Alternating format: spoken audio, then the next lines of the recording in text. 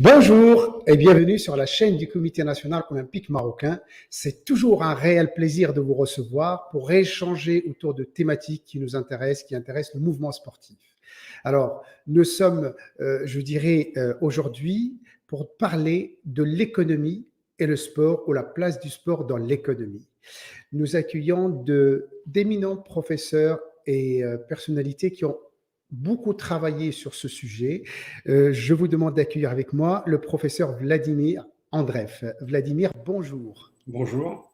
C'est un réel plaisir de vous recevoir, Vladimir. Merci beaucoup. Je Merci rappelle que vous êtes professeur émérite en sciences économiques, Université Paris 1, Panthéon-Sorbonne, et président du conseil scientifique de l'Observatoire de l'économie du sport.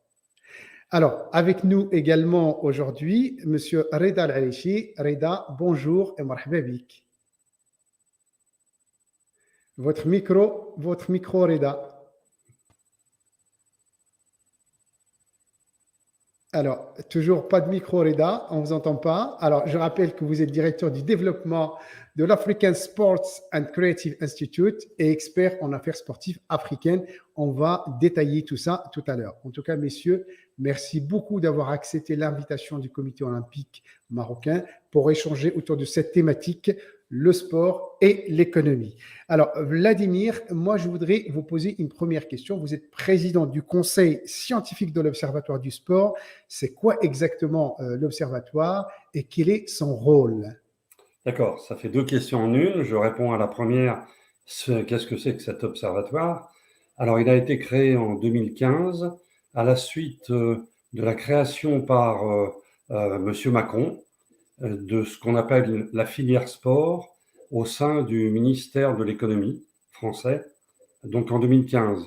Et Macron a souhaité, il a dit au ministre des Sports de l'époque, a souhaité qu'un observatoire soit créé pour fournir des renseignements à la filière sport. La filière sport rassemble toutes les parties prenantes, ce qu'on appelle en anglais les stakeholders de l'économie du sport en France. Et donc, très brièvement, les missions de cet observatoire sont d'abord de construire un tableau de bord de l'économie du sport. Donc, il y a 60 indicateurs économiques sur le sport. Ça a été notre première tâche.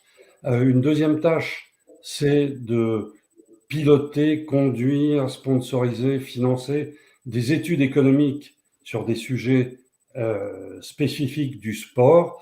Certains nous sont demandés par le cabinet du ministère, mais rarement. Ça vient plutôt du monde sportif, du comité olympique français ou d'autres instances. Et puis la troisième mission, c'est la valorisation des recherches qu'on va appeler académiques en économie du sport. Alors ça se fait par deux moyens. Il y a tous les ans un colloque de l'Observatoire de l'économie du sport. Cette année, il aura lieu au mois de mai. Et puis, il a été reporté 2 fois pour cause de Covid. Mais bon, normalement, il a lieu tous les ans. Et puis, il y a tous les 2 ans un prix de la thèse de doctorat en économie du sport et le prix du meilleur mémoire de master en économie du sport qui est décerné donc tous les 2 ans. Alors, le conseil scientifique, deuxième question. Cet observatoire est muni de 3 organes. Il y a un secrétariat sur lequel je passe, mais c'est eux qui travaillent le plus. Voilà. Et deuxièmement, il y a un comité de pilotage qui rassemble aujourd'hui environ 25 institutions qui sont les parties prenantes du sport, les principales du moins. Il y a le comité olympique français, il y a l'ARCOM, ça c'est la télé, enfin la régulation de la communication, il y a le MEDEF, c'est-à-dire le patronat français, etc. Il y a 25 instances. Et il y a enfin un conseil scientifique qui compte une vingtaine de membres, qui est composé en gros de la façon suivante, principalement des universitaires venant de sciences économiques, de sciences de gestion et de STAPS. Enfin, STAPS, je ne sais pas si en marocain, si c'est la même chose peut-être, sciences et techniques, activités physiques, voilà, STAPS dans le raccourci. Et puis, en plus de ça, il y a 2 statisticiens, dont un de l'INSEE, de l'Institut national de la statistique, et 2 experts comptables. Voilà, et je pense que je terminerai par une troisième réponse à une question qui n'a pas été posée, mais qui va sans doute vous intéresser. Dans le livre que Reda Al-Arichi va va nous présenter. Dans un chapitre dont je suis l'auteur, je suggère que soit créé un observatoire du même type, qui serait un observatoire panafricain de l'économie du sport, et dont la tâche numéro 1 serait de construire un tableau de bord pour la plupart des pays africains. Pour l'instant, je n'en connais que 3. Pour l'Afrique, ils sont d'ailleurs des tout petits tableaux de bord, il faudra les développer. Il y en a un pour le Maroc, il y en a un pour l'Afrique du Sud, et il y en a un pour la Côte d'Ivoire. Ça mériterait d'être étendu aux autres pays africains. Voilà. Tout à fait. On va en parler du sport et de l'économie du sport en Afrique. Mais moi, je voudrais revenir par rapport à l'Observatoire du sport. Donc, c'est concentré essentiellement sur le sport et l'économie en France. Mais comme vous êtes, Monsieur Vladimir Andreev, professeur émérite d'économie, et vous avez beaucoup publié sur le sport et l'économie, quelle est votre, je dirais, vision, ou pour vous, quel est l'apport du sport dans l'économie mondiale? Alors, ça, c'est une énorme question. Je pourrais y passer des heures. Alors, comment on peut la résumer par rapport oui. à un mouvement Alors, sportif? je vais vous suggérer une lecture et quelques réponses. Alors, la lecture, j'ai publié l'an dernier un chapitre qui s'appelle Economic Globalization of the Sports Industry, qui a été publié dans ce livre que je montre très bien, on le voit, et on va publier la couverture sur notre site. Alors, voilà. Il s'appelle The Paul Grave Handbook of Globalization and Sport. Alors, c'est fait par 3 Anglais. Si vous voulez, je vous enverrai la référence détaillée. Alors, donc, mon chapitre couvre tout un tas de dimensions. Je vais en commenter une en détail et je vais énumérer les autres. La première dimension, j'imagine que c'est celle qui est derrière votre question, qui est quelle est l'importance économique du sport dans le monde, ou quel est le poids économique du sport dans le monde. Alors, j'ai vu quelque part circuler un chiffre de 3% de l'économie mondiale, 3% du produit intérieur brut mondial. Je vous assure que ce chiffre est faux. Il est, comme beaucoup de chiffres au sujet de l'économie du sport, surestimé. Il y a aujourd'hui dans le monde 12 pays qui sont capables de mesurer exactement le poids économique de leur secteur sport à l'aide des instruments habituels de la comptabilité nationale. Malheureusement, ces 12 pays sont tous en Europe. Même les États-Unis ne sont pas capables de faire ça ou ne sont pas intéressés pour l'instant à faire ça. Parmi ces 12 pays, un seul pays atteint 3%, même dépasse légèrement 3% du PIB pour son économie du sport. Ce pays est l'Autriche. On peut penser que les États-Unis ne sont pas loin de 3%, mais ils n'ont pas les chiffres pour le prouver à ce jour. Ensuite, pour les 11 autres pays qui sont la Suisse et 10 pays de l'Union européenne, la moyenne environ, c'est 2% du PIB. En France, c'est 1,8% du PIB. Pour les quelques pays où ça a été mesuré correctement en dehors des pays très développés, je veux dire par là dans les pays émergents, dans les pays en développement, le tiers-monde, si vous voulez, pour aller vite, c'est toujours le coût de 1% du PIB. C'est toujours, et j'ai vu un chiffre pour le Maroc qui disait 0,5% du PIB. Il me paraît crédible, ce chiffre. Je ne sais pas s'il est bien construit, mais il me paraît crédible. Mais on va en reparler tout à l'heure avec Reda Al-Arichi parce qu'il va nous parler de... Et j'ai vu des pays où c'est 0,01%. Effectivement. Voilà, le Népal, 0. Voilà. Alors donc, si vous faites la moyenne de tout ça, c'est impossible d'être à 3%. La moyenne mondiale doit être vers 1%. Et j'ai une autre manière de faire. Moi, j'ai fait une estimation, mais pas très scientifique, de l'économie du sport de toutes ces dimensions. C'est un peu plus que 1000 milliards de dollars. Et ça fait un peu moins que 1% du PIB mondial. Voilà. Donc 1%, c'est plus sérieux que 3%. Alors Vladimir, est-ce qu'on peut dire que sur un plan économique, le sport a encore une marge assez importante pour participer d'une façon, je dirais, impactante l'économie d'un pays? Ah, bien sûr. Enfin, bien sûr. Oui, c'est vrai. Oui, dans tous les pays. Mais si vous voulez, la marge dans les pays, je veux dire les pays européens et nord-américains, elle n'est pas très grande. Parce que dans tous ces pays, c'est une quinzaine de pays, on peut même dire une trentaine de pays, l'économie du sport a atteint son total développement. Bon, il y aura encore quelque chose du côté des paris sportifs ou du streaming, etc. Mais l'essence, toute l'économie du sport est là. Par contre, dans les pays en voie de développement, il y a des pays où ça n'existe pas. J'ai fait une étude sur les 22 pays de la Ligue arabe, sur leur économie du sport. Il y a au moins 5 ou 6 pays où j'ai même pas un chiffre. J'ai même pas un chiffre. Donc, il n'y a pas de réalité de l'économie du sport. Alors, en fait, si, il doit y en avoir, mais c'est peut-être du marché noir, on ne sait pas ce que c'est. Donc, il y a certainement un potentiel, et je dirais que le potentiel, il est d'autant plus important qu'on est dans un pays moins développé. Alors justement, Vladimir, on va revenir sur cette question des pays émergents, surtout sur le continent africain, et on va voir tout ce qui a été fait par Reda Al-Arechi et effectivement le livre auquel vous avez participé. Alors, je voudrais juste renouveler et dire bienvenue à tous ceux qui nous suivent. Marhaba bikoum, bienvenue. Alors, on a tout le mouvement sportif marocain, nous avons aussi des confrères ou des collègues qui nous suivent depuis tous les pays francophones. Donc, bienvenue. N'hésitez pas à poser vos questions à travers le chat et seront bien sûr posées à nos intervenants et à nos experts. Alors, Vladimir, moi, je voudrais revenir sur quelque chose d'un peu particulier. Je vais m'éloigner peut-être un peu de l'économie du sport et je voudrais parler de la formule mathématique que vous avez développée et qui nous permet de prédire le nombre de médailles qu'un pays peut gagner aux Jeux Olympiques. Sauf que votre formule a bien fonctionné parce que vous avez visé juste à 95% pour les médailles qui ont été récoltées à Tokyo 2020, qui a eu lieu, bien sûr, les Jeux Olympiques qui ont eu lieu à Tokyo en juillet-août 2021. Alors, est-ce que vous pourriez nous en parler un peu plus et nous présenter cette formule que je l'avoue complexe, mais vous allez nous la simplifier? Volontiers. Alors donc, si vous voulez, sur la slide, vous voyez le titre de la présentation éventuellement, et vous voyez que, alors non, ils ne sont pas là, j'ai 4 co-auteurs. Alors tout ça a une petite histoire que je raconte d'abord. Alors je ne sais pas si, est-ce que je n'arrive pas à bouger mes slides? Est-ce normal? Ah si, voilà, j'ai réussi. Vous vous souvenez probablement qu'en septembre 2017, il y avait une réunion du CIO à Lima qui a octroyé le droit d'organiser les Jeux Olympiques de 2024 à Paris.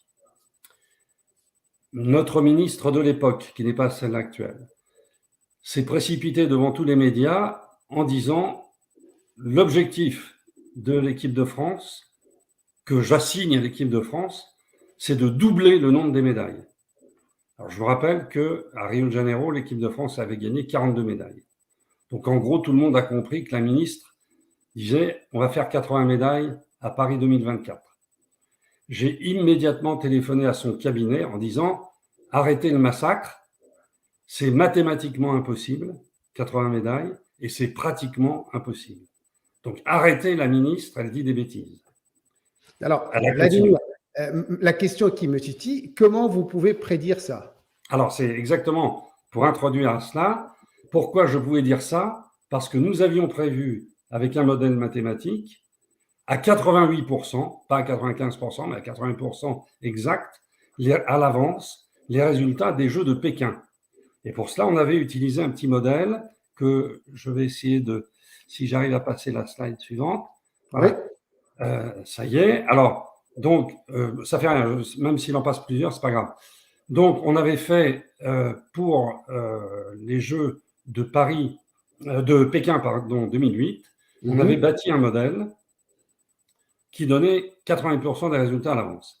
Et donc, au ministère, il a été confié à 5 chercheurs, dont moi-même, mon épouse qui est statisticienne, 2 économètres et un autre collègue, l'idée qu'on pourrait remettre à jour notre modèle, donc améliorer le modèle. C'est comme ça qu'il est passé de 88 à 95% de prévision exacte, d'améliorer le modèle et de l'utiliser pour Paris 2024, et chemin faisant, de le tester sur Tokyo 2021. Alors, je passe sur des slides qui sont moins intéressantes, on pourra y revenir, mais le modèle qu'on avait utilisé en 2008, c'est un dérivé d'un modèle de Bernard and Bius, dont vous voyez le nom. C'est un modèle de 2004, ce sont des économistes américains qui avaient fait un modèle qui expliquait rétrospectivement la répartition des médailles entre les pays par la population du pays, par son niveau de développement économique, c'est-à-dire pour un économiste, ça veut dire le produit intérieur brut par habitant, par une autre variable qu'on appelle une variable indicatrice ou une en anglais qui mesure le fait que le pays est hôte des Jeux. Et en général, le pays hôte gagne entre 10 et 25% de médailles en plus. Accueillir les Jeux, vous gagnez plus de médailles. Donc, c'est une variable qui saisit ça. Et puis, on avait observé que quand ils étaient communistes, les économies communistes gagnaient plus de médailles que ce que leur permettait normalement leur population et leur niveau de développement économique. Donc, on a inventé une variable pour saisir cet effet-là. Et dans un autre article co-signé avec ma femme et une de mes étudiantes de l'époque, on a un peu amélioré la dernière variable et puis on en a rajouté une autre qui est la spécialisation sportive des nations par grande région. Si vous regardez où sont gagnées les médailles en marathon, 10 000 mètres, 5 000 mètres, c'est en Afrique de l'Est. Si vous regardez où sont gagnées les médailles en sprint, 100 mètres, 200 mètres, c'est en Amérique du Nord et aux Caraïbes, etc., etc. Donc, on a conçu 9 régions pour essayer de capturer cet effet-là. Et ça donne le modèle de la première ligne. Je ne vais pas commenter les mathématiques. Et puis, dans la deuxième ligne, le même modèle est en prévision. Alors, pardon, en prévision, il y a une variable en plus. Entre-temps, la slide a sauté. Pour faire de la prévision, il faut rajouter, vous voyez, la deuxième ligne mathématique, c'est la même que la première, plus quelque chose qui s'appelle MT-4. MT-4, c'est le nombre de médailles que chacun des pays a gagné aux Jeux Olympiques précédents. D'accord. Je ne vais pas rentrer dans la technique, mais c'est pour rentrer un peu d'inertie dans le modèle, pour que le modèle ne nous dise pas l'an dernier, le Maroc a gagné une médaille et au coup d'avance, une médaille, et au coup d'après, il va en gagner 100. Ce n'est pas possible. Donc, ça va tempérer les excès éventuels du modèle. Et donc, avec ce modèle-là, pour Pékin 2008, je vous donne les résultats très rapidement si la slide passe. En tout cas, là, on voit la formule mathématique avec les différentes variables. Je ne vais pas commenter en détail, mais on a fait un tableau de tous les pays qui ont participé aux Jeux de Pékin et on a regardé si le nombre de médailles qu'ils ont obtenues était soit exactement celui que le modèle avait prévu, soit s'il était dans l'intervalle de confiance du modèle, et sinon, on mettait non, si oui, on mettait oui. Et c'est comme ça qu'on a vu que 88% des résultats étaient à peu près conformes à ce qu'avait annoncé le modèle. Voilà. Ça, c'était en 2008. C'était pour 2008. Alors, la slide suivante c'est toujours le même tableau, donc je continue. Alors, pour Tokyo 2020, on a fait déjà l'exercice pour Tokyo 2020. On a repris, donc là, sur cette slide, vous avez exactement les mêmes variables que pour Pékin 2008, mais on en a rajouté, on en a testé quelques autres pour essayer de renforcer le modèle, essayer de renforcer son caractère prédictif, pour qu'il soit encore plus près de la réalité. Alors, à la slide suivante, si j'arrive à la passer, voilà. On a testé, on s'est dit qu'il y avait d'autres variables qui devaient influencer le nombre de médailles. D'abord, le nombre d'athlètes participant par nation. Il est clair que la délégation de l'Ouganda, elle est plus petite que celle du Maroc, et celle du Maroc est plus petite que celle de la France. Voilà. Donc, ça doit avoir un effet. Deuxièmement, on avait observé, par exemple, que à Pékin, l'équipe anglaise avait fait une performance extraordinaire. Or, elle était en train de se préparer pour les Jeux de Londres 2012. Et on s'est dit, peut-être qu'ils se sont tellement bien préparés qu'ils étaient prêts 4 ans à l'avance. Et donc, on a pris cette variable qui s'appelle... Alors, oups, c'est parti. Il faut revenir en arrière. Voilà. Et il y a cette variable qui est le fait d'être le pays hôte de l'édition suivante des Jeux Olympiques. Ça peut augmenter votre nombre de médailles. Et puis après, on a aussi observé que le fait d'avoir été le pays hôte lors de l'édition précédente des Jeux Olympiques pouvait aussi augmenter votre nombre de médailles. Et puis, on a pris en considération le budget d'État pour le sport. C'est évidemment une variable énormément intéressante. Et ces 4 variables, d'après nos tests statistiques, étaient significatives. C'est-à-dire améliorer l'explication de la répartition de médailles. Mais on avait un problème avec la variable budget des sports. Elle n'est disponible que pour 30 pays dans le monde. Alors, Vladimir, est-ce que je peux vous poser une question Oui, sur bien cette sûr. variable? Est-ce Bien sûr. que vous, en tant que professeur, chercheur, est-ce que la variable budget de l'État consacré au sport de haut niveau impacte beaucoup ou peu les médailles récoltées aux Jeux olympiques? Alors, elle impacte. Bon, le problème de un peu ou beaucoup, je ne peux pas très bien répondre à la question parce que je peux répondre que pour 30 pays qui sont comme par hasard 30 pays européens. Donc, ce n'est pas significatif pour le monde entier. Mais si vous voulez, en économétrie ou en mathématiques, là, ce qui est important, c'est que la variable soit significative ou pas significative. Si le test économétrique n'est pas significatif, ça veut dire qu'elle n'impacte pas ou qu'on ne sait pas si elle impacte. Voilà. Alors, est-elle significative? Elle est significative. Elle est significative. Donc, il y a un impact. Une autre façon, mais qui est en dehors de ce modèle, qui est de répondre à votre question. Donc, je sors 2 minutes de la présentation du modèle. Dans une étude qu'on avait fait en 2008 pour les Jeux de Pékin, ou après les Jeux de Pékin, on avait fait une étude sur tous les pays membres de l'Union européenne, une étude rétrospective. Et on avait calculé une corrélation, ça c'est une statistique simple, on avait calculé la corrélation entre le nombre de médailles gagnées par les pays de l'Union européenne et les budgets de sport des pays de l'Union européenne. Et il y avait une très forte corrélation. Ce qui veut dire, en langage clair pour ceux qui n'aiment pas les statistiques, ça veut dire que les pays qui donnaient un gros budget, une grosse part de leur budget d'État au sport, obtenaient plus de médailles que les pays qui donnaient une plus petite part de leur budget d'État pour le sport. Eux, ils obtenaient moins de médailles. Voilà. Donc ça, c'est une parenthèse dans le modèle. Je vais essayer de revenir au modèle. Parfait, je reviens au modèle. Alors, on avait testé aussi, parce qu'on pensait que ça pouvait avoir un effet, 2 autres variables qui se sont avérées pas significatives, donc qu'on n'a pas retenues. Le climat. Est-ce que le climat du pays d'accueil a une incidence sur les performances?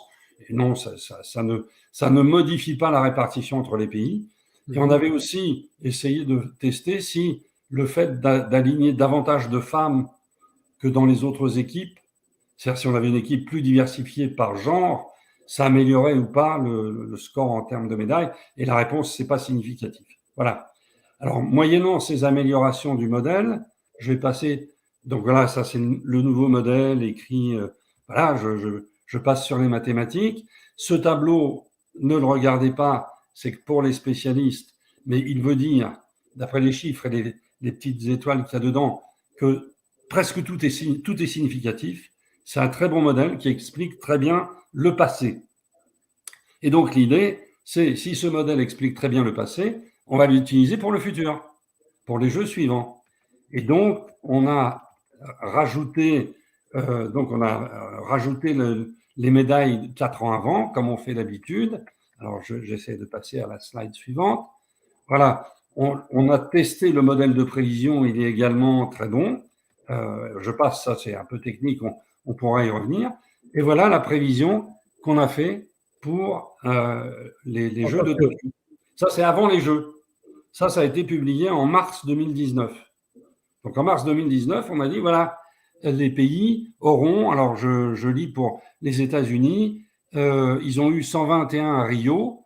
Oui. Et alors on a utilisé plusieurs variantes du modèle, mais vous voyez, on s'attendait en gros à 111, mais plutôt entre 110 et 118 médailles pour les États-Unis. Bon, pour la Chine, ils en avaient eu 70 à Rio. Donc là, on s'attendait à 67, entre 73 et 60, non, à 70, entre 67 et 73. Alors, malheureusement, le Maroc n'est pas dans la liste, mais je vous le dis, pour le Maroc, on s'attendait à une médaille et au maximum entre 0 et 2. Vous savez qu'on a donc bien prévu, puisque je crois que le Maroc en a eu une. Voilà, donc voilà. Et peut-être un petit détail, plus on va vers des pays qui ont peu de médailles, et plus le modèle est sûr à 100%. Le modèle devine à l'avance toutes les équipes qui gagnent 0 médaille. Il ne se trompe jamais sur les équipes qui gagnent une médaille ou qui gagnent 2 médailles. Bon, il commence à se tromper quand on arrive à 5-6 médailles. Enfin, il commence à se tromper. Il est moins calé sur la variable qu'on va effectivement ça va être dans son intervalle de confiance et ça ne va pas toujours être la valeur centrale. Okay. En tout cas, Vladimir, je dois certifier que le modèle a été viable à 95%. Voilà. Alors, c'est ce que je vais commenter ici. C'est un autre tableau, peut-être. Alors, je ne sais plus s'il est avant ou après. Je vais retourner en arrière. Voilà. Ah non, ça, c'est la prévision. Alors, plus loin, j'ai un tableau. Je vais essayer d'y aller. Voilà. Un tableau qui compare, alors malheureusement, il n'est pas très, très lisible, qui compare les prévisions qu'on avait faites en 2019 avec les résultats observés en 2021. Et alors, Vladimir, j'ai une question rapide. Oui, est-ce que la pandémie, parce qu'en mars 2019, on n'avait pas encore le Covid, où ça commençait, est-ce que la pandémie qui a je dirais, obligé le report des Jeux Olympiques d'une année et qui a obligé les sportifs olympiens à réadapter leur entraînement et s'organiser différemment, est-ce que la pandémie a impacté votre modèle ou est-ce qu'elle l'a influencé? Alors, c'est une bonne question, sauf Merci. que le modèle ne peut pas y répondre. Je vous explique en 2 mots pourquoi. Il ne peut pas y répondre, d'abord parce qu'il a été fait avant la pandémie. La prévision, elle a été faite en mars 2019. La pandémie, elle arrive fin 2019 ou début 2020. Donc, elle n'est pas prise en compte. Mais si j'arrive jusqu'à la dernière slide, je vous dirais qu'on a des perspectives d'amélioration encore du modèle. Et donc, une des questions qu'on s'est posées parmi les 5 chercheurs, c'est de dire, est-ce que justement la pandémie pourrait affecter les résultats? Parce que peut-être qu'en 2024, il y aura toujours la pandémie. Et donc, ça serait intéressant de l'intégrer. Alors, je vous donne l'état de nos réflexions, parce que pour l'instant, on n'a rien calculé là-dessus. L'état de la réflexion est celui-ci. L'état de la pandémie, il n'est pas le même, si vous voulez, dans les différents pays du monde. Donc ça pourrait peut-être créer des différences si on avait des pays qui échappaient totalement à la pandémie et d'autres pays qui étaient en plein dedans. Sauf que la réalité, c'est qu'on est in between, comme on dit en anglais. Voilà, tout le monde a eu un peu la pandémie. Alors, il y a quand même un pays pour qui ça serait intéressant, c'est le Japon, ou le pays qui accueille. Parce que le pays qui accueille, pourquoi il gagne plus de médailles? Comme je vous l'ai dit, en général, le fait d'accueillir, c'est une variable qui majore le nombre de médailles. Alors, si le pays accueille, qu'il a tous ses spectateurs, qu'il a toutes ses télévisions, etc., tout le monde va soutenir beaucoup l'équipe japonaise au Japon. C'est exactement ce qui ne s'est pas produit en 2021, puisque les Jeux avaient lieu à huis clos. Okay? Effectivement, ouais. Et donc, ça peut avoir fait baisser un peu et donc, c'est un effet indirect de la pandémie sur le pays hôte. Nous y croyons un peu, mais on ne l'a pas testé. Par contre, sur l'ensemble des pays du monde, ça serait intéressant vraiment que si il y avait des pays qui avaient réussi la stratégie zéro Covid, c'est-à-dire la Chine, si elle avait réussi zéro Covid, ça peut majorer. Parce que ça veut dire que ces athlètes s'entraînent sans Covid, alors que les athlètes du reste du monde s'entraînent et puis il y en a qui tombent malades. Voilà. Mais même la Chine, il n'y a pas un pays asiatique qui a réussi exactement la politique zéro Covid, donc on pense que ça ne jouerait pas beaucoup. Mais c'est une bonne question pour la recherche en tous les cas. Je termine sur la comparaison, puisque vous avez annoncé le résultat d'ensemble. Il n'y a que 10 pays où, donc il y a 5% des pays pour lesquels le modèle n'a pas annoncé les bons résultats. Et 5% sur 200, ça fait 10 pays. Il y a 10 pays pour lesquels le résultat observé n'est pas le résultat prévu. Il y a 6 pays qui ont fait mieux que ce que disait le modèle. C'est Hong Kong, la Suisse, l'Australie, l'Italie, le Comité olympique de Russie, puisque la Russie elle-même n'avait pas le droit de participer, et les Pays-Bas. Et il y a 4 pays qui ont sous-performé, qui ont fait moins bien que ce qu'annonçait le modèle: l'Allemagne, Taïwan, l'Azerbaïdjan et surtout la France. La France a fait 13 médailles de moins. Et donc, vous voyez tout de suite que ce modèle peut aussi être utilisé, et c'est ça qui peut intéresser un CNO éventuellement, il peut être utilisé pour évaluer après coup la qualité de la performance de son équipe nationale. Moi, j'ai osé écrire pas trop longtemps et pas trop souvent pour pas trop vexer de personne, mais moi j'ai écrit « La France a fait une mauvaise performance à Tokyo. Elle aurait dû gagner plus de médailles. » Alors, Vladimir, moi je voudrais revenir à ton modèle pour résumer. Quelles sont les variables pour prédire le nombre de médailles qu'un pays peut récolter aux Jeux Olympiques? Si je En reprends résumé, l'état actuel, la oui, population, la l'idée population, c'est la Chine gagne plus de médailles que Vanuatu, le produit intérieur brut par habitant, qui est le niveau de développement, les États-Unis gagnent plus que l'Ouganda, oui, voilà. Le fait d'être pays hôte, oui, et le pays hôte d'organiser les gagne un Jeux. peu plus de médailles que s'il n'était pas pays hôte. Ensuite, le fait d'avoir appartenu au groupe des pays communistes, mais cet effet diminue. Et c'est normal parce que ces pays s'éloignent du communisme, sauf peut-être en Chine ou en... Bon, voilà. Cet effet diminue dans le temps. Et puis, la spécialisation sportive par région. C'est-à-dire, il y a des régions, c'est plus fort en cyclisme, d'autres en sprint, etc. Et puis, les variables que nous avons rajoutées, c'est le nombre de participants. Alors, voilà une des raisons pour lesquelles c'est difficile de dire trop longtemps à l'avance, de faire la prévision trop longtemps en avance, parce qu'aujourd'hui, en 2022, je n'ai aucune idée du nombre de concurrents que le Maroc va aligner. Alors, plus on sera près en 2023, on sera plus près, on pourra peut-être approximer un peu mieux. Voilà. Donc, il y a cette variable, mais elle n'est pas sans problème, disons. On s'est aperçu dans nos tests que le fait d'accueillir les prochains Jeux Olympiques, ça peut augmenter un peu les médailles. Et le fait d'avoir accueilli les Jeux Olympiques passés, ça peut aussi un peu augmenter les médailles. Voilà. Donc ça, c'est les principales additions qu'on a fait aux médailles initiales. Et puis, nous pensons, mais nous ne pouvons le prouver que pour 30 pays, que l'importance du budget des sports a aussi une influence positive sur le nombre de médailles. Mais on ne peut le prouver que pour 30 pays sur 200. Pour un modèle, ce n'est pas suffisant. On ne peut pas être satisfait avec ça. Alors, ce que je remarque aussi, Vladimir, c'est que dans votre formule, dans votre modèle, il n'y a pas de variable qui prend je dirais, en considération le niveau technique du sportif. C'est une bonne question. Et c'est une bonne question. Je vais vous dire pourquoi, et je vais vous dire aussi les résultats d'une étude faite par 2 Espagnols, Otamendi et Doncel, qui répond exactement à cette question. Alors, nous n'avons pas... Bon, il y a une autre manière de prévoir les médailles, qui est de prendre ce que je vais appeler des variables individuelles. Nous avons pris des variables macro. Macro. C'est des pays. On a pris des pays, voilà, le PIB, la population, etc.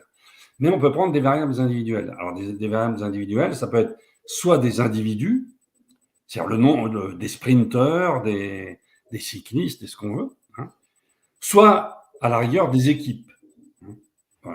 Des équipes. L'équipe cycliste du Maroc, etc. Bon. Alors, ça, c'est ce que j'appelle la démarche par les variables individuelles. Et là, à ce moment-là, qu'est-ce que l'on peut faire? Le PIB, tout ça, ça n'a pas d'intérêt. Ce qui est intéressant, c'est de regarder les performances des athlètes sélectionnés, c'est de regarder éventuellement leur taille, leur poids, je ne sais pas combien ils font au 100 mètres, même s'ils sont engagés dans une autre discipline, leur agilité, enfin, il y a des tests physiques. Ça peut se faire. C'est la première chose. Et puis la deuxième chose qu'on peut faire, c'est regarder leur performance individuelle passée. Okay. Eh bien, il y a quelqu'un qui a décidé de faire ça. Ce n'est pas mon concurrent, je ne le connais pas très bien, mais il s'occupe aussi des médailles en France. Ce monsieur s'appelle Claude Onesta. Oui. Claude Onesta, c'est le responsable de la performance sportive dans cette nouvelle institution qui est l'Agence nationale du sport, qui a remplacé une ancienne instance. Bon, voilà. Donc, il est à l'ANS le responsable des médailles. Et nous, on ne se connaît pas bien, on s'est rencontrés une fois, et lui, il ne travaille pas avec des économistes, il travaille avec des techniciens du sport. Donc, ça répond à votre question. Et qu'est-ce qu'il leur a dit? À peu près au moment où nous faisions notre modèle, il leur a dit, voilà, vous allez collecter les chiffres dans toutes les disciplines olympiques. Vous allez regarder les championnats du monde des 4 dernières années, dans toutes les disciplines olympiques, et vous allez compter les médailles qu'a gagnées la France. Alors, il ne l'a pas fait pour tous les pays du monde. c'est la faiblesse de sa méthode, hein, Mm. la méthode de ceux qu'il a embauchés. Mais pour la France, ils l'ont fait. Et à 2 médailles près, ils ont trouvé la même chose que nous. Donc, Voilà. les deux modèles se rejoignent. 2 médailles de moins que nous, donc c'est pas très mauvais. C'est Ouais, pas très deux mauvais. approches différentes, mais le résultat Voilà, est leur résultat est pas. Nous considérons que, n'ayant pas utilisé de mathématiques, c'est pas mal, quoi. Ils sont arrivés Ouais. presque à ce que nous, on arrive.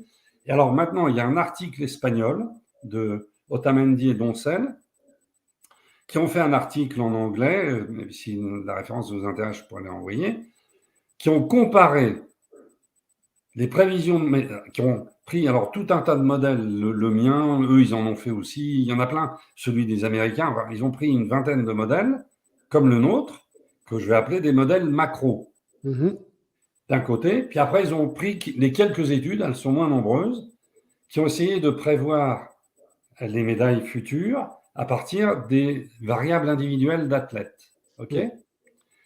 Alors, ils ont testé tout ça avec des statistiques que je passe et je ne les connais pas par cœur, mais leur résultat important est celui-ci. Pour prévoir les médailles par discipline sportive, parce qu'on pourrait faire ça aussi, prévoir les médailles par discipline sportive. Il y a même quelques économistes qui l'ont fait. Pour prévoir les médailles par discipline sportive, les résultats des techniciens du sport, les prévisions des techniciens du sport sont meilleures que celles des modèles économiques, si on considère les quelques rares modèles économiques qui ont pris les disciplines sportives comme une variable. Voilà. D'accord. En revanche, si on va avoir une bonne idée de la répartition des médailles par nation, quelque chose qui est mondial et national, eh bien, ce sont les modèles mathématiques qui sont plus performants.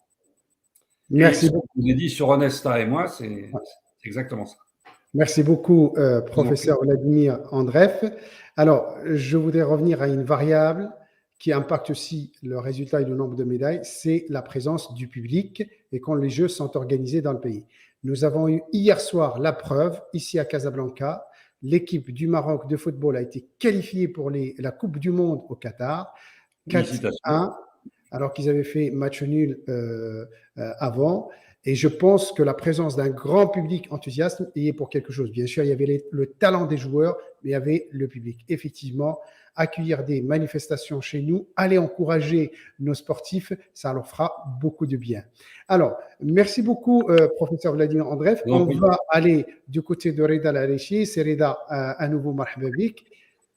Merci, c'est Hassan, merci pour l'invitation encore une fois. J'espère que vous m'entendez bien. On t'entend super bien. En tout cas, merci d'être présent avec nous. Sereda, toi, tu es directeur du développement de l'African Sports and Creative Institute et expert en affaires sportives africaines. Tu es un spécialiste de l'économie du sport en Afrique. Je voudrais juste, avant d'aller plutôt dans le vif du sujet, c'est quoi exactement l'académie, la ASCI, c'est quoi exactement et quel est son rôle? Très bien, écoutez, encore une fois, merci Hassan pour l'invitation et félicitations au Lion de l'Atlas, effectivement, on attendait cette qualification avec plaisir. Et pour rester dans le thème économique, même pour les sportifs, pour les gens qui sont dans l'écosystème du sport au Maroc, c'est quelque chose d'important parce que ça induit beaucoup de choses. Ça induit, voilà, l'image de marque du Maroc est du coup valorisée, ça pourra inciter de nouveaux sponsors, ça va créer vraiment une dynamique très positive dans ce sens. Et je pense que c'est très positif. Et juste avant de rentrer dans le détail, de décrire un petit peu ce que est l'ACI, je voudrais bien revenir sur l'excellent exposé qu'a pu faire M. Andreev, notamment sur la partie, et aussi par rapport à votre introduction sur le fait qu'il y a un risque de s'éloigner par rapport à le fait de parler de la formule mathématique de M. Andreev et de l'économie. Moi, je vois, pas au contraire, mais je vois vraiment un lien important. Parce que et sur les deux positions, en tant que comité olympique, en tant que fédération, ça nous permet clairement de se dire, voilà, on a ce potentiel-là, cette capacité-là. Du coup, même nous, en tant que fédération, comité, quand on va aller discuter avec des sponsors, c'est un point fort de discussion, c'est un levier potentiel de dire, voilà, on a ce potentiel-là de médaille. Bon, bien sûr, du moment que c'est un potentiel qui est intéressant, bien entendu, si on part avec une statistique d'obtenir 0 et 2 médailles, c'est sûr que c'est pas forcément positif. Mais quoique, ce qui est intéressant dans cette formule justement de M. André, c'est que ça nous permet justement, au vu de ces variables, de se dire, OK, M. André a développé cette formule, comment peut-on jouer avec ces variables? Comment peut-on améliorer ces variables pour justement pouvoir augmenter justement ces résultats? Et je pense que c'est un travail très intéressant à faire, même au niveau de chaque fédération. Et cette prédiction ce travail-là va permettre, oui, effectivement, d'obtenir des médailles, mais aussi va permettre de structurer cet écosystème du sport. Donc, ça va permettre de nous dire, OK, on a besoin de data analystes, on a besoin de personnes qui comprennent l'analyse vidéo, de personnes vraiment dans le domaine, vraiment. Et c'est ce qui manque dans pas mal de fédérations, malheureusement, en Afrique. Et ça pousse vraiment à réfléchir sur certaines choses. Et aussi, ça peut induire aussi le fait justement d'atteindre ces objectifs, de se dire, comme à l'époque, le Maroc, quand on gagnait beaucoup de médailles en athlétisme, on était devenu une référence. Et du coup, on attirait beaucoup d'athlètes qui venaient faire leur concentration sportive au Maroc parce qu'ils disent, ah, tiens, tenez, c'est des gens qui obtiennent des médailles, on voudrait bien comprendre pourquoi. Et bien sûr, il y a un cadre structuré qui était là, qui est toujours là, on s'enorgueillit. Mais voilà, ça permet vraiment de bien structurer, je dirais, l'écosystème.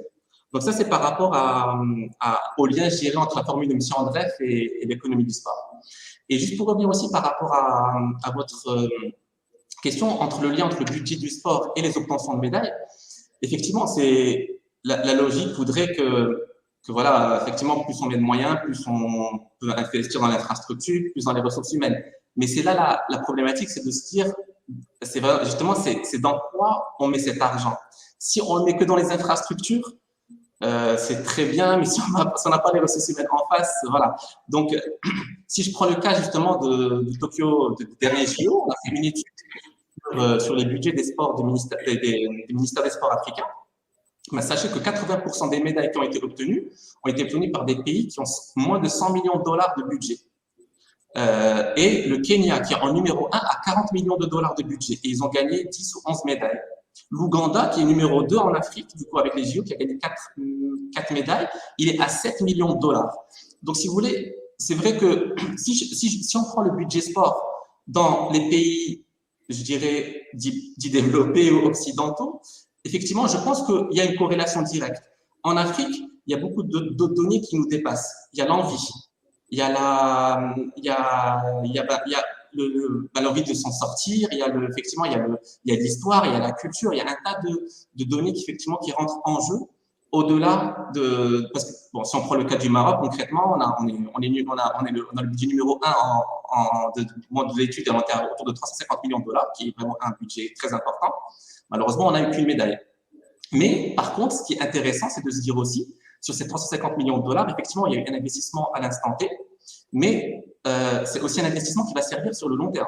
Donc, de se dire, concrètement, ça a permis peut-être de former des athlètes qui vont nous obtenir des médailles en 2024, en 2028. Donc, c'est vrai, c'est aussi intéressant de se dire, OK, aujourd'hui, on investit tant, mais peut-être en espérant qu'avec la formule de M. André, on ait de meilleurs résultats pour les prochains JO, Inch'Allah. Mais voilà, donc juste pour entrer dans le vif du sujet, donc c'était juste pour en aparté par rapport à la très intéressante discussion que vous avez avec M. André. Moi, je reviens toujours à ma question. C'est quoi exactement l'Institut ASCI et quel est son rôle? Très bien, tout à fait. Justement, je vais me permettre du coup de faire une petite présentation rapidement sur l'ASCI. Donc, en fait, l'ASCI, c'est une organisation, une ONG, donc, qui a été créée sur la base de certains éléments. Donc, c'est vrai que M. André tout à l'heure avait dit qu'il y a un chiffre qui tourne, on parle de 30% du PIB mondial qui représente l'économie du sport. Effectivement, c'est un chiffre qui est très critiquable. Mais justement, c'est pour ça ce qui est intéressant de le mettre en valeur, parce que c'est vrai que nous aussi, on a fait des études et on a aussi répertorié un certain nombre de retours où on trouve que la part du sport dans le développement en Afrique reste quand même relativement faible, mais parce qu'il y a effectivement beaucoup de données qui ne sont pas prises en compte. Effectivement, il y a la partie informelle, il y a la partie problème de répertoriation des licenciés. Donc, il y a vraiment une série de problèmes qui font qu'aujourd'hui, il y a un manque de données, il y a un manque de data. Donc, du coup, la SCI, elle a été créée justement en faisant un état des lieux entre quelques personnalités qui travaillent dans le monde du sport, surtout liées à l'économie du sport en Afrique. Et on s'est rendu compte qu'il n'y a pas un acteur qui rassemble un peu ces personnalités qui gravitent autour de l'économie du sport. Donc, on s'est dit, voilà, on se rassemble, donc on est une dizaine de, bon, c'est humblement d'experts, disons, de personnalités qui travaillent dans l'économie du sport. On s'est rassemblés et on a décidé de faire justement, de se dire concrètement, de se rendre compte quel est cet état de lieu réellement et quelles sont les perspectives d'évolution et de développement liées au sport en Afrique. Donc, en se rassemblant, on a justement créé cet institut qui est donc la SCI, qui justement, elle vise justement à aider les Africains à bâtir justement un écosystème du sport et des actes créatifs pérennes et inclusifs. Donc, l'idée, c'est, on a trois axes de travail. On a l'axe qui est l'axe de recherche, sur lequel on a donc on a fait des études donc sur l'écosystème du sport. On a aussi fait des études, comme je l'ai dit tout à l'heure, sur le budget des ministères des sports et aussi sur la CAN. On a fait une valorisation de la CAN 2022, donc qui va sortir bientôt. On a aussi le volet conseil où on accompagne des entités privées comme publiques dans leur développement et aussi pour aussi vendre correctement le continent africain, dans le sens où il y a beaucoup de choses à y faire. Et il y a une fonction plaidoyer dans lequel on est là aussi justement pour mettre en valeur nos talents africains et justement accompagner aussi les institutions publiques dans la promotion du sport, notamment du sport de masse, qui est un de nos vecteurs importants de développement. Alors, Sereda, si tu me permets, justement, vous dites, voilà, vous êtes là aussi pour vendre le continent africain sur le plan sportif. Alors, est-ce qu'aujourd'hui, le sport peut-il être un levier de développement dans notre continent africain? Tout à fait, clairement. Nous sommes vraiment dans un réel. Si je prends le cas par exemple du Maroc, nous sommes dans un réel tournant dans l'économie du sport au Maroc. Pourquoi ça? Parce qu'on a créé justement ces statuts de société anonyme appelés sportifs, donc qui vont vraiment permettre un virage important dans la structuration de l'écosystème, certes dans un premier temps dans le football, qui peut être pris comme locomotive pour faire les sports, même si bon, il y a de quoi dire par rapport à ça, parce que c'est vrai que au Maroc, jusqu'à aujourd'hui, on est très performant on est plus performant sur le paralympisme plutôt que sur les sports collectifs ou les sports dits vraiment de haut niveau au Maroc. L'équipe de foot paralympique a performé quand même. Exactement, oui, justement. C'est vraiment sport collectif. Non, c'est pour ça que je dis vraiment les sports paralympiques au Maroc, c'est les sports qui nous permettent de voir le drapeau le plus souvent. Donc, et ça, c'est un point très important. Ça dénote aussi de notre capacité à obtenir des médailles dans ces sports qui sont malheureusement très peu médiatisés, mais sur lesquels le Maroc peut rebondir en termes de retour d'image. Donc, aujourd'hui, d'autant plus qu'aujourd'hui, avec tous les types de financement, parce qu'aujourd'hui, on sait tous qu'avec tous les objectifs ODD, donc à objet développement durable, il y a beaucoup de structures de fonds qui sont là pour justement qui cherchent des projets. Autorisez-moi à vous interrompre 2 petites secondes. Effectivement, vous parlez du sport qui récolte des médailles, on est bien d'accord, mais moi je vois d'autres opportunités, je ne sais pas si vous avez le temps de les étudier. Je vois par exemple que le Maroc a un littoral énorme, c'est 3700 km. Il y a aujourd'hui des sports de plage qui se développent. Il y a même des jeux, les Jeux africains, les Jeux méditerranéens, les Jeux mondiaux de plage. Est-ce que là, il y a un potentiel de développement? Je vois par exemple les sports nautiques. Est-ce qu'on peut aussi les développer? Est-ce que vous avez là, concrètement, par rapport à votre ASCI, étudié des opportunités de développement économique à travers le sport? Est-ce qu'il y a un potentiel de développement chez nous au Maroc et sur notre continent africain? Complètement, effectivement, je vous rejoins, si Hassan, c'est exactement ce que justement j'allais enchaîner justement vers les autres leviers que ça crée. Comme j'ai dit, ça crée effectivement tout un écosystème. Aujourd'hui, c'est un secteur qui peut être clairement pourvoyeur d'emploi. Justement, c'est pour ça que j'ai commencé par la société anonyme sportive. C'est quelque chose qui peut déclencher beaucoup de choses parce que ça demande, qui dit société anonyme sportive, ça nécessite forcément une structuration, un organigramme clair au niveau des clubs qui nécessite du coup un recrutement de personnes qualifiées. Mais effectivement, le fait de structurer l'économie du sport au Maroc, ça permet effectivement de développer la partie tourisme sportif qui est juste énormissime. Comme vous avez dit, on a des milliers de kilomètres de littoral, mais on a des montagnes, on a du désert, on a de la neige. On est vraiment un pays qui est juste incroyable en termes de ressources naturelles. Et aujourd'hui, c'est des choses qui ne sont pas exploitées, disons, à bon escient et jusqu'à vraiment leur full potentiel. Donc, c'est vraiment et aussi, effectivement, l'autre partie, c'est la partie diplomatie sportive qui permet clairement de faire monter l'image de marque du pays, qui, en organisant par exemple des événements, forcément, ça incite justement à d'autres investissements, ça incite complètement à l'entrée de devises qui est très importante pour nos pays africains. Donc, si je prends le cas par exemple du Rwanda, le pays qu'on a cité dans notre livre, c'est un pays qui a pris vraiment le sport comme élément essentiel dans son développement économique. Ils ont même sponsorisé il paye à peu près 10 millions de dollars par an avec le PSG pour qu'ils puissent apparaître sur leur maillot. Ils ont fait la même chose avec Arsenal. Ils ont accueilli des compétitions telles que la Basket African League qui a été faite avec la NBA. Et ils sont vraiment sur un développement du pays à travers le sport complètement. Et c'est clairement un outil un levier de développement énorme. Alors ça, il y a le côté sport de masse et le côté sport de compétition. Et les deux ont largement un potentiel qui permettrait d'élever effectivement la part du sport dans le PIB de chaque pays. D'accord. Alors, Sereda, moi j'ai une question à vous poser. Je voudrais juste ouvrir une petite parenthèse. Il y a beaucoup de personnes qui nous suivent, je les remercie d'ailleurs, et qui posent des questions. Alors, on va les prendre à la fin. Il y a des questions pour Monsieur Vladimir Andreev et puis des questions pour Monsieur Reda Larechi. On va les prendre après. Moi, je voudrais vous poser une question avant de parler du livre que vous avez publié.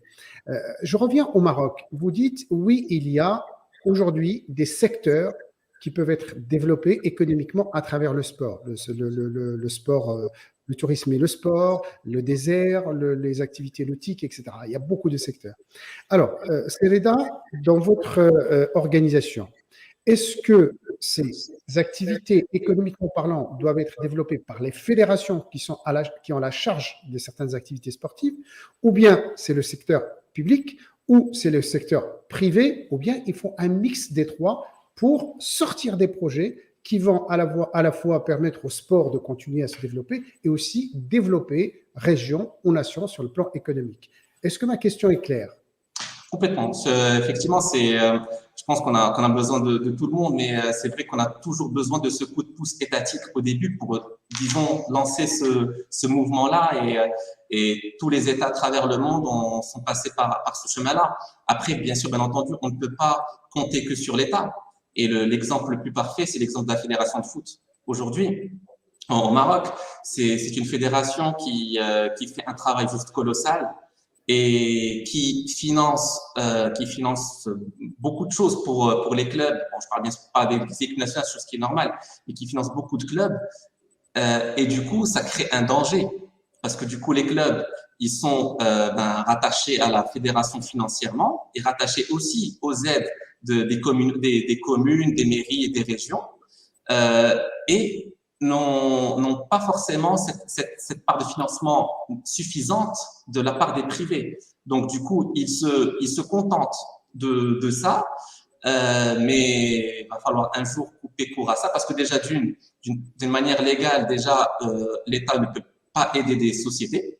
À longue, c'est vraiment d'un point de vue légal, c'est des subventions, c'est un peu compliqué à conserver pour des sociétés.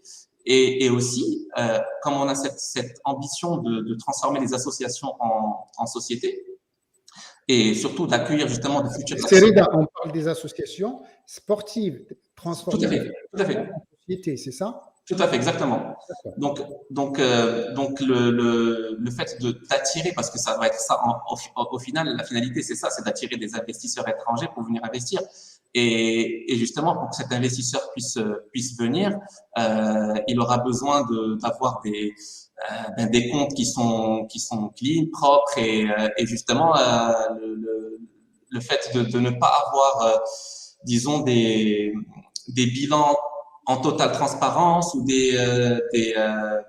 voilà, de voir concrètement aussi que le club dépend intégralement que des aides de l'État, ça peut aussi freiner un peu les investisseurs étrangers aussi à venir investir dans nos clubs. Donc c'est vraiment, et c'est d'où l'importance vraiment de la structuration de ces clubs, donc de prendre les bonnes personnes au bon poste.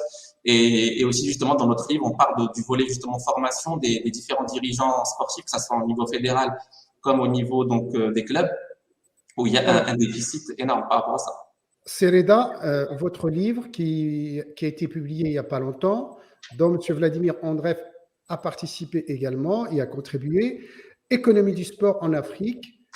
Est-ce que vous pouvez nous en dire un peu plus sur ce livre-là? Et bien sûr, Vladimir, vous pouvez aussi intervenir si vous avez des remarques ou des choses à rajouter. Sereda, de quoi parle le livre Économie du sport en Afrique? Écoutez, en fait, donc avant de faire ce livre, on avait fait une étude sur l'écosystème du sport pour bien comprendre un petit peu, faire un état des lieux en fait du sport africain. Donc, on a fait un questionnaire auprès de 500 personnes qui travaillent dans le sport africain et qui nous a permis justement de sortir avec un certain nombre de thématiques et de ressortir de ces livres des recommandations pour justement essayer de voir comment on peut développer le sport en Afrique. Donc, pour cela, on a pu compter des contributeurs notables dans le livre, donc de Maktar Diop, Fatma Samoura de la FIFA, Rémi Rioux de l'AFD, Didier Drogba, donc l'ancienne star ivoirienne, Vera Sangoué de l'UNECA, donc des Nations Unies, Tidjane Thiam qui est donc membre du CIO, Masa Ujiri, qui est donc d'origine nigériane, qui est le président des Toronto Raptors en NBA. C'est Aziz Daouda qui a eu le plaisir aussi d'avoir son intervention. Bien entendu, monsieur Andreev, ici présent. On a Tondé Folayo, Abdou Diop de Mazar et Franny Lotier de Southbridge Group. Donc, et bien d'autres. Donc là, c'est vraiment. C'est ce qu'on appelle du beau monde, hein.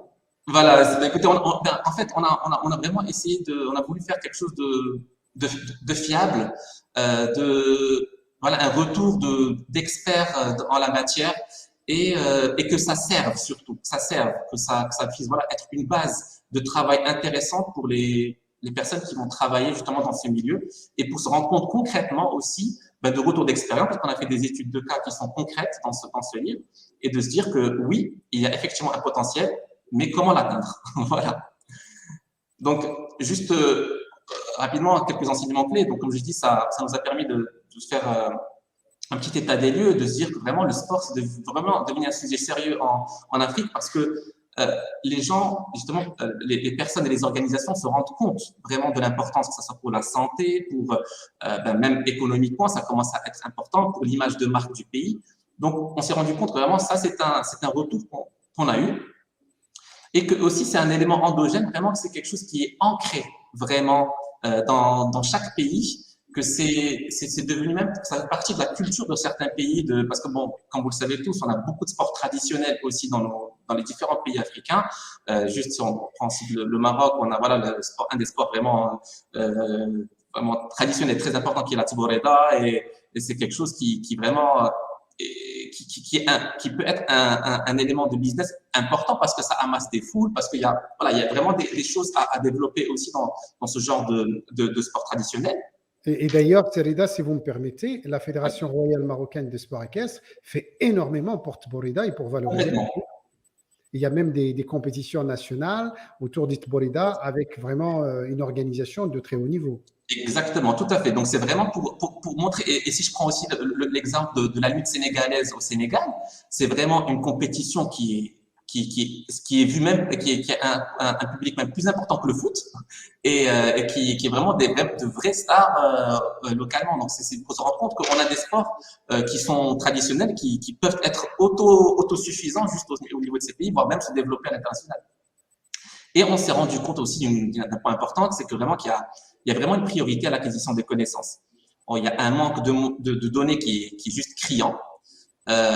Et j'en profite par l'occasion, j'espère qu'il y a des étudiants qui nous écoutent dans ce live, mais vraiment, vous êtes, chers étudiants, vous êtes les ressources des professionnels du sport au Maroc et en Afrique d'une manière générale, parce que c'est vous qui allez faire les enquêtes de terrain, c'est vous qui faites les sondages, c'est vous qui faites voilà, vous allez, pour assurer une très bonne note aussi dans vos différents travaux, vous faites des recherches que malheureusement les écoles ou les professionnels du sport n'ont pas forcément accès. Donc, c'est vraiment des outils très importants. Et j'ai aussi pour ceux qui font leur master, pour ceux qui font leur mémoire, faites des mémoires au sujet de sujets qui nous concernent, nous, Africains et Marocains. Ne faisons plus de sujets sur Manchester United, sur Paris Saint-Germain. On en a assez. Faites des travaux sur AS Vita Club, sur le Wydad Casablanca, sur le handisport, comment développer le handisport. Faites des choses qui vont vous servir ou pas, pourquoi pas. Alors, Et, Reda, oui. je sais, c'est pas le sujet, mais j'ouvre juste une petite parenthèse. Le comité olympique a accueilli depuis 3 ans, allez, environ une trentaine de stagiaires.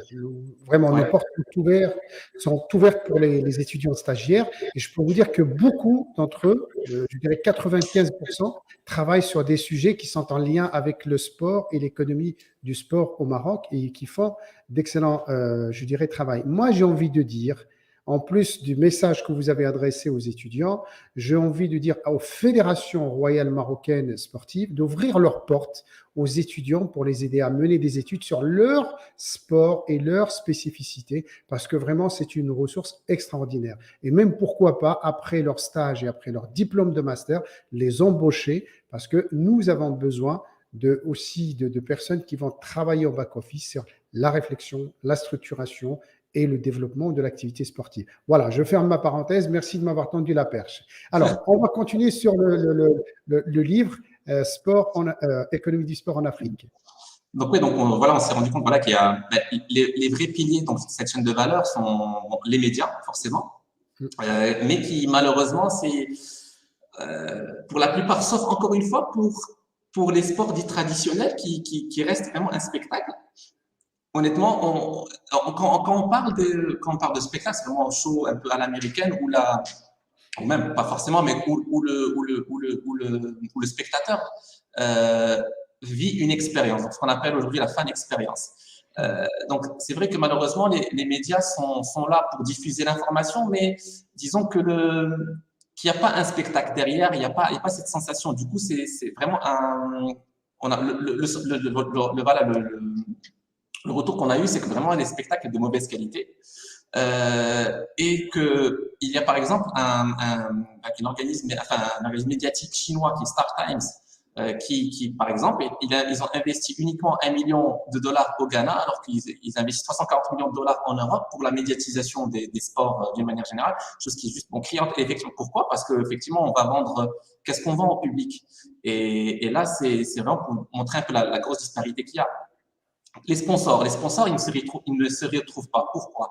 Parce que déjà, ils viennent parce que soit on est ami avec le président ou parce que voilà, il n'y a pas vraiment une stratégie. Bon, quelques clubs et quelques fédérations, franchement, qui commencent à faire cette approche-là, et ça c'est heureusement, je dirais.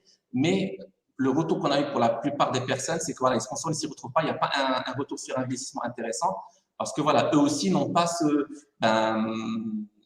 on leur dit pas, par exemple, voilà, en fin de saison, votre marque, on l'a vu pendant X nombre de minutes. Voilà, donc c'est des données juste simples, mais pourtant qu'on n'est pas capable de donner assez aux sponsors. Et il y a aussi la question de la gouvernance, voilà que c'est vrai qu'aujourd'hui on est pour la plupart encore il y a beaucoup de sports qui disons amateurs qui sont en train de se professionnaliser. C'est vrai qu'au Maroc, on a cette chance que beaucoup de sports qui se disent, qui sont donc structurés en tant que structure professionnelle. Mais si je parle du continent africain d'une manière générale, il y a encore beaucoup d'amateurisme, que ce soit au niveau purement technique, tout comme en termes de gouvernance, en termes de management. Voilà, et ça nous a permis aussi de dire qu'il faut vraiment qu'on s'inspire des réussites africaines. Donc, c'est pour ça qu'on a parlé d'une offre sporturelle, parce que c'est vrai qu'aujourd'hui, c'est important vraiment de nous, notre quotidien, et même on le voit dans nos stades. Par exemple, hier, lors du match avec le Congo, Maroc-Congo, voilà, on voit le public avec ses chants, vraiment, c'est une tradition chez nous qui est très importante. Et il y a même des gens qui viennent au stade juste pour voir le public, plus que voir le spectacle sur le terrain, parce que c'est vraiment le spectacle plus des fois dans le public que sur le terrain. Voilà, je parlais tout à l'heure aussi du Rwanda, qui est vraiment aussi c'est une très belle réussite africaine en termes de toutes les initiatives qu'ils ont faites dont j'ai parlé tout à l'heure. Et aussi une très belle réussite africaine, c'est le maillot du Nigeria, donc je vais pas citer la marque, mais voilà, qui est vraiment un best-seller avec plus de 3 millions de maillots vendus en 1 heure. Donc, c'est un maillot qui a eu d'ailleurs beaucoup de succès, tellement qu'il y a eu des succès qu'il y a eu des marques qui ont commencé à le copier. Et donc ça dénote un peu du succès de ce maillot. Et ça a permis du coup, voilà, après avoir fait ça, ça permet de dire, OK, on a permis de comprendre cet écosystème. Maintenant, comment on peut faire, comment on peut avancer, évoluer, comment avoir cette nouvelle vision. Et justement, Monsieur Andreev a parlé tout à l'heure, et on le remercie aussi d'avoir aussi fait cette proposition de créer justement cet observatoire africain de l'économie du sport, qui est juste vital, parce que voilà, encore une fois, on n'a pas suffisamment de données. Ça permettrait encore une fois de rassembler des experts en économie sportive en Afrique, et justement de pouvoir créer, pourquoi pas, des modèles mathématiques ou des modèles de développement purement africains, avec d'autres variables peut-être que ceux qui ont été présentés. De placer, bien entendu, ça aussi, ça nous a permis de dire qu'il faut vraiment absolument placer le fan au cœur de la stratégie, donc de créer une relation avec le fan, de ne pas se dire que le fan, c'est bon, c'est juste acheter un ticket et merci, au revoir. C'est vraiment de créer une expérience derrière. Et aussi de pouvoir justement détecter et rassurer pour financer. Donc, c'est vraiment on a cette problématique aussi, même il y a des fonds internationaux qui souhaitent investir dans le sport en Afrique, mais qui ont aussi du mal soit à faire confiance, pour dire les choses crûment, soit à trouver le bon projet avec une bonne vision. Donc vraiment, c'est 2 données qui sont très importantes pour lesquelles on a eu ce retour. Sereda, est-ce que je peux revenir juste sur une question rapide? Placer le fan au cœur de la stratégie, c'est-à-dire placer aussi le spectateur au cœur de la stratégie de la fédération ou du sport en question.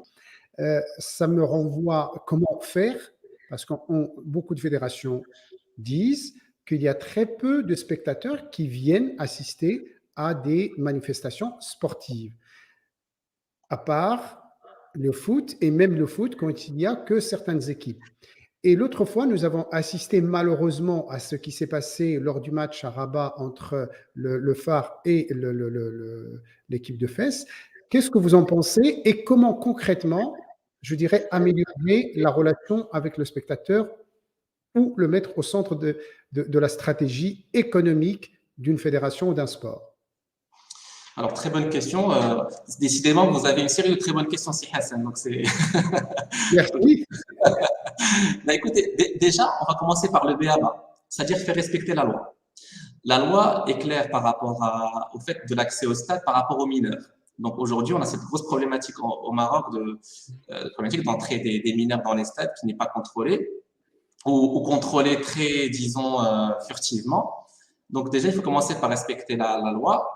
Et faire rentrer les mineurs à condition qu'ils soient vraiment accompagnés par quelqu'un qui est dûment mandaté pour le faire rentrer.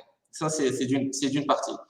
De l'autre, il y a cette problématique aussi du prix du billet et de la manière d'acheter le billet.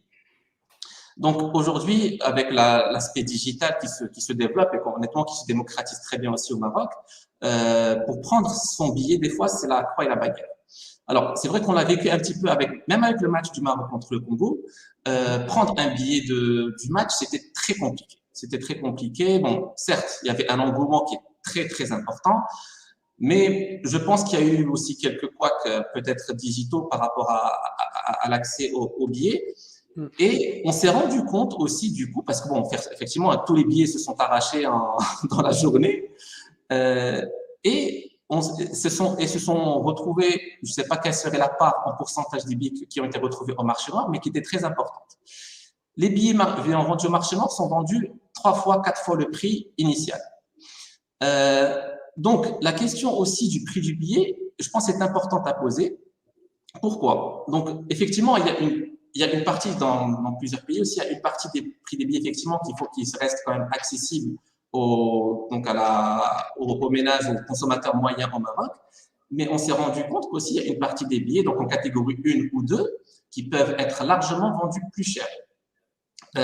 Pourquoi? Parce que par exemple, si je prends le cas du match du Maroc, le billet catégorie 1 qui était vendu à 100 dirhams, officiellement, il s'est retrouvé à être vendu 1000 dirhams.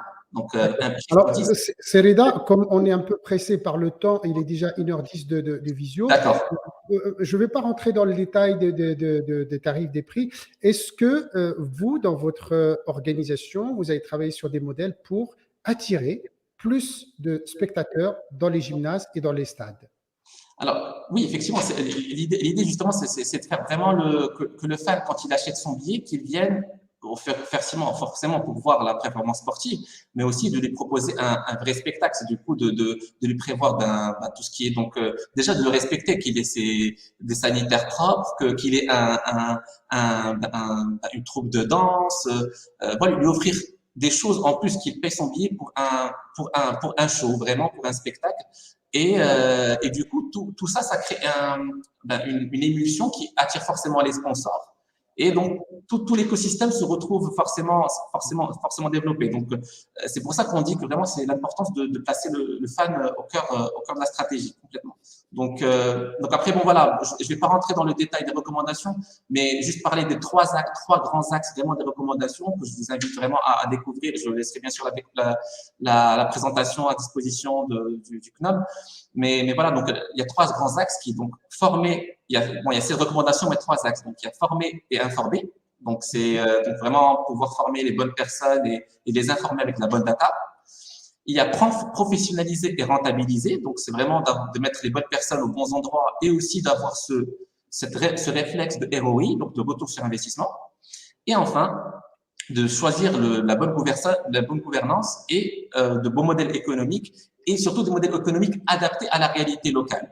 Donc, c'est ce qu'on a vraiment voulu démontrer dans ce livre que je vous invite à découvrir. Alors, on est en train d'essayer de mettre en place un canal de distribution au Maroc et je vous tiendrai informé très rapidement par rapport à ça. Et je vous remercie, Si Hassan. Merci beaucoup, Serida. Merci pour cet exposé. Alors, je rappelle que votre présentation et celle de M. Vladimir Andreev seront sur le site du Comité national olympique, accessible à toutes les personnes qui nous suivent et puis d'autres personnes. Nous sommes ici dans cette académie digitale pour vraiment partager les savoirs et partager les avis des experts comme vous qui travaillent sur des sujets important pour le sport. Alors, si vous me permettez, je vais prendre des questions des personnes qui nous suivent et que je remercie infiniment. Et je vais commencer par hasard par la question, la première de Badardine Abou Seif. J'aime bien ce nom, Abou Seif, le père de l'épée ou du sabre. C'est un samouraï. Alors, bonjour à tous. Question pour Monsieur Vladimir. Pour le prix du meilleur mémoire de master, est-ce qu'il est décidé? C'est ça, hein, j'arrive à lire. Est-ce qu'il est dédié uniquement aux étudiants en France ou bien aussi même au Maroc? Votre micro, Vladimir. Oui. Alors, est-ce que le prix… micro.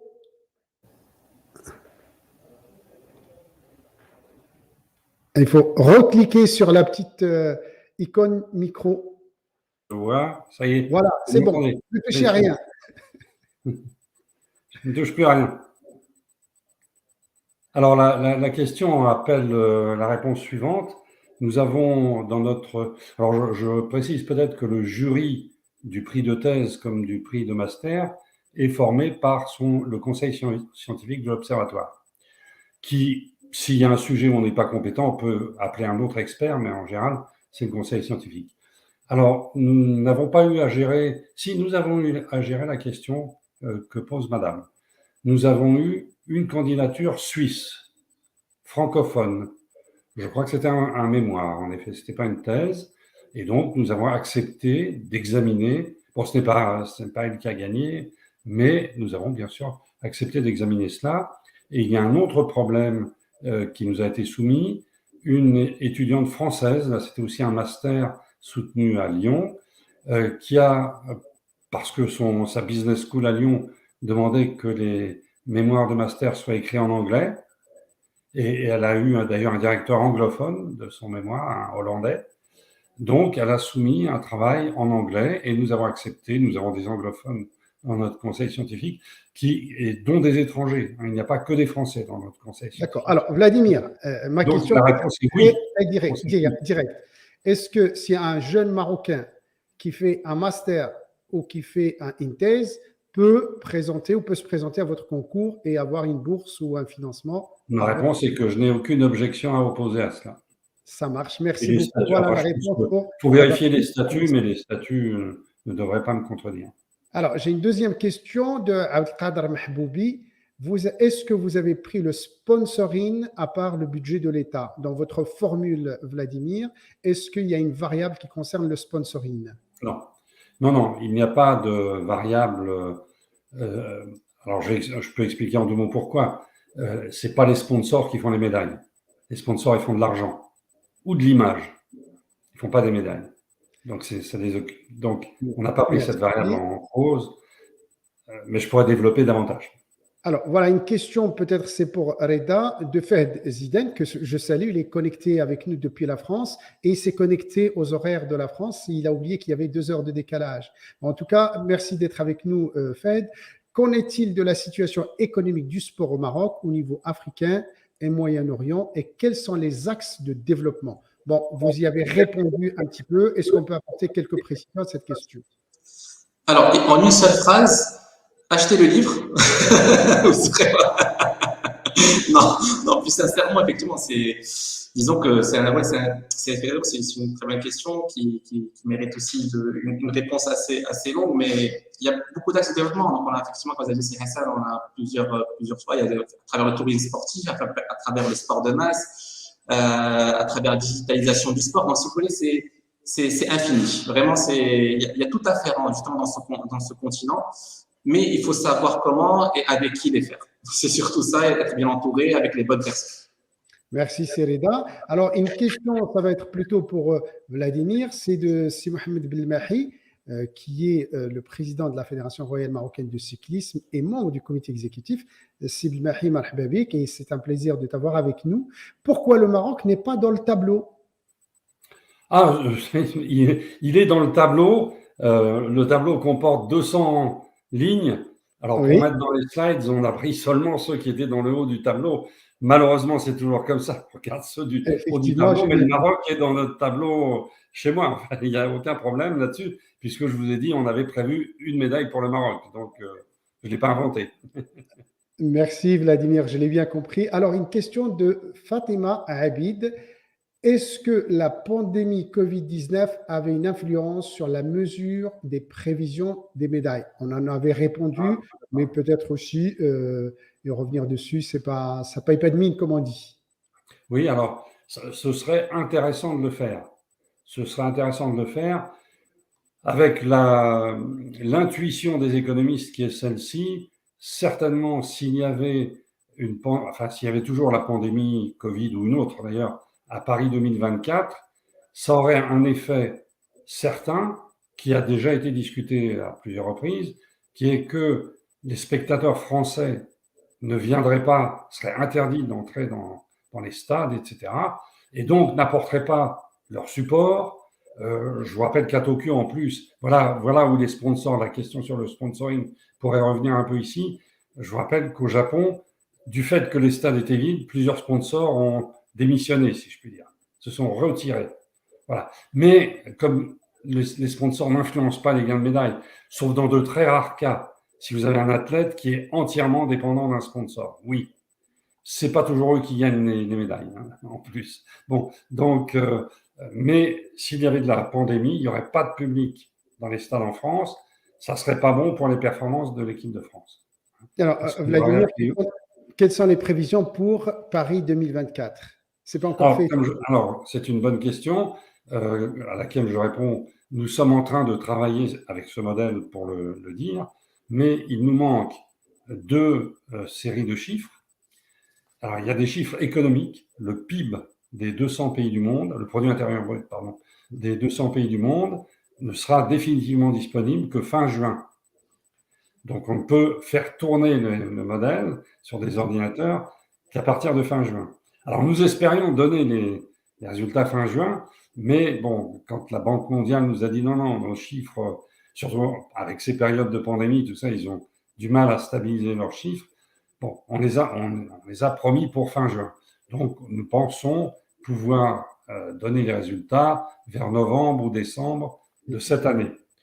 En faisant des approximations sur le nombre d'athlètes par équipe. Mais ça, on a une méthodologie, c'est un peu technique, je ne vais pas rentrer dedans. Donc, je pense qu'on sera en mesure d'annoncer notre prévision des médailles vers décembre de cette année.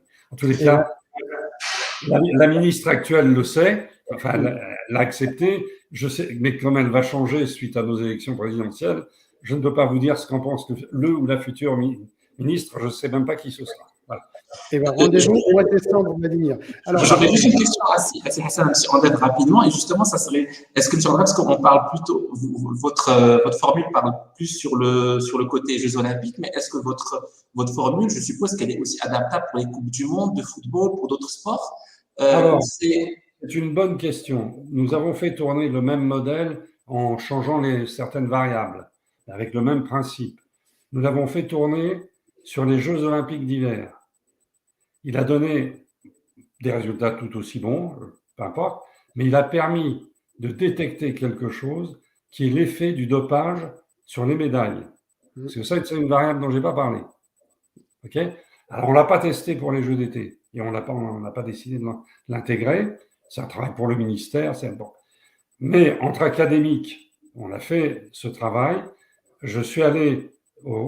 J'étais invité à Sochi en 2011 et je suis arrivé en disant la Russie gagnera, je ne sais plus combien, 24 médailles et elle sera classée 4e.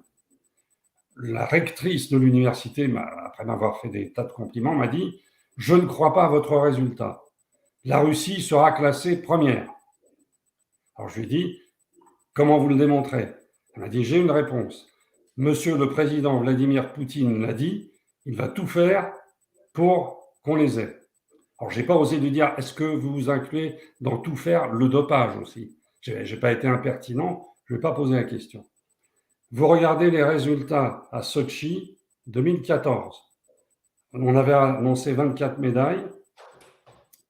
La Russie en a fait 36. Oui, tout à fait. La rectrice avait raison. Non, elle avait tort. Pourquoi? Parce que depuis 2014, et ça va durer jusqu'à 2024, tous les athlètes peuvent tester pendant 10 ans. D'accord? Et il y a eu 13 ou 14 disqualifications dans l'équipe olympique d'hiver russe. La Russie est donc revenue à 22 ou 23 médailles, nous avions prévu 24. Elle est revenue au 4e rang, ce que nous avions prévu. Donc, le modèle est d'une certaine façon un détecteur ex post, après coup, des effets du dopage sur les médailles. Et, comme la question portait aussi sur la Coupe du Monde ou d'autres compétitions, avec mon épouse, donc rien qu'à deux, nous avons tenté d'appliquer notre modèle à la Coupe du Monde de football d'Afrique du Sud, en se donnant comme objectif de trouver, si possible, les 4 demi-finalistes. Bon, après, il y a beaucoup de choses qui entrent en jeu après, mais donc de trouver les 4 demi-finalistes. Nous n'en avons trouvé que 2. Alors j'ai été regarder, il y avait à l'époque de l'Afrique du Sud, il y avait des banques, si vous empruntiez beaucoup d'argent, que vous étiez un grand client, ils vous fournissaient un petit modèle avec une prévision des 4 finalistes aussi. J'ai regardé, aucun n'en trouvait plus que 2. Donc ça veut dire que ce n'est pas ce type de modèle qu'il faut utiliser. Il faut utiliser un modèle probabiliste, stochastique. Bon, c'est des termes un peu compliqués. C'est des modèles beaucoup plus compliqués que ça, qui en fait simulent l'épreuve. Puisque l'épreuve est une épreuve par par élimination. Les Jeux Olympiques, ça n'est pas une épreuve par élimination. Vous avez 8 gars à la finale, les 3 meilleurs ont des médailles. Voilà. Personne n'est éliminé.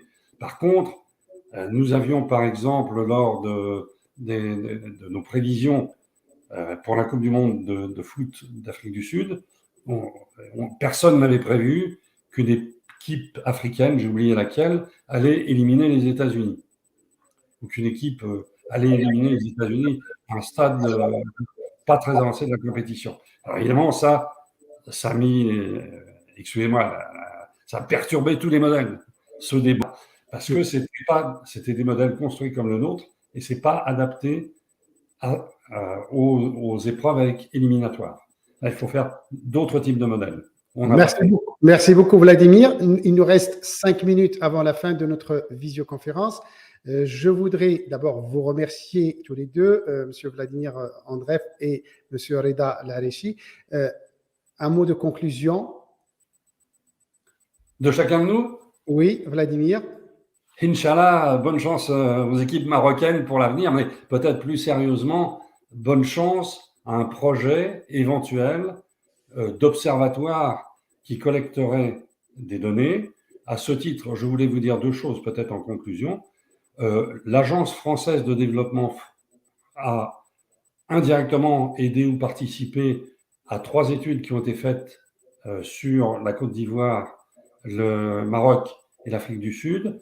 Sachez qu'à l'initiative de cela, il y a le président Macron qui a donné à l'AFD, à l'Agence française de développement, pour mission d'avoir un focus sur le sport dans les pays en développement, en particulier ceux qui sont de la francophonie ou proches de la France. Okay. Pour cette raison, l'AFD m'a approché. Donc, nous avons un contact avec l'AFD, ce qui veut dire qu'on leur fait passer des idées, des méthodes. Et la deuxième chose que je voudrais vous dire, c'est que notre observatoire est ouvert à l'international. Et il est ouvert à l'aide aux pays moins développés que la France dans les domaines économiques du sport. Je ne donnerai qu'un exemple. Je suis allé comme expert conseiller auprès du gouvernement, c'est-à-dire du président de la République, mais aussi et surtout du ministre des Sports, du président du comité olympique, etc., des îles Fidji en 2018. Bon, j'en ai vu quelques autres, y compris 1 ou 2 Africains, mais le truc le plus significatif, c'est aux Fidji, puisqu'ils ont publié un volume qui rassemble toutes les données économiques sur le sport aux Fidji. Bon, ils en ont moins que nous, enfin, ils en ont beaucoup. Et c'est un volume qui est disponible. C'est en anglais. Merci beaucoup, professeur. Merci à vous. À mon tour. Très bien. Encore une fois, merci d'avoir déjà organisé ce super séminaire avec la présence de M. Andreev. Ça a effectivement donné une perspective économique et mathématique et scientifique qui est très importante dans ce monde. Et juste rapidement pour dire, je voudrais juste dire à tout le monde, que ce soit les étudiants ou les personnes qui travaillent dans le sport, de ne pas perdre espoir, de ne pas se dire ouais ça marche à l'étranger, ça peut pas marcher chez nous. C'est une question vraiment de juste savoir le démontrer. On peut, et sans forcément utiliser les méthodes des autres, on a suffisamment de ressources naturelles pour pouvoir aussi faire à notre manière. On n'est pas obligé forcément de copier ce qui est fait ailleurs.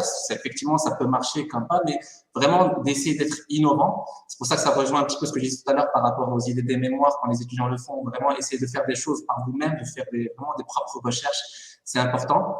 Et justement, j'en profite quand on parle des étudiants, de ne pas hésiter à nous envoyer vos candidatures. Nous recherchons des stagiaires qui pourraient aboutir justement à des emplois dans tout ce qui est vraiment business développement pour faire des études. Donc, on est vraiment très, très ouvert à ça. Donc, n'hésitez pas à nous contacter. Il y a mes coordonnées sur la présentation ou sur notre site africansci.com. Donc, n'hésitez pas à passer par nous. Et nous, vraiment, au contraire, on recherche vraiment des étudiants compétents. Voilà, c'est vraiment ça. Et je vous cache pas qu'on a du mal à en trouver. Voilà, on veut faire travailler nos étudiants africains. Donc voilà, merci de nous transmettre vos CV. Bien sûr, n'en comprenez pas non plus toutes mais bon, je pense que ceux qui pensent coller à la thématique de l'économie du sport en Afrique, n'hésitez vraiment pas à nous transmettre vos CV et à ce moment-là, on vous contactera pour essayer de voir comment on peut avancer ensemble. Et merci. Merci Sereda pour cette proposition. Donc, Sereda Al-Arechi, merci beaucoup pour votre implication, pour votre présence avec nous, pour votre présentation aussi. Professeur Vladimir Andreev, merci beaucoup. Depuis Nîmes, vous êtes avec nous depuis maintenant 1h30. Merci pour cet éclairage, pour cette formule. Et je dirais, vous avez su la simplifier et la présenter simplement au grand public du sport marocain et sport africain et francophone. Merci à vous deux et je vous dis à très bientôt pour d'autres visioconférences. Merci à tous ceux qui nous ont suivis. Nous n'avons pas pu répondre à toutes les questions certainement, mais on tâchera d'y répondre par le chat et en communiquant vos questions à nos experts. Merci pour votre présence, pour vos encouragements, pour, je dirais, toujours vos idées et vos suggestions. Et à très bientôt pour de nouvelles aventures. Merci, au revoir.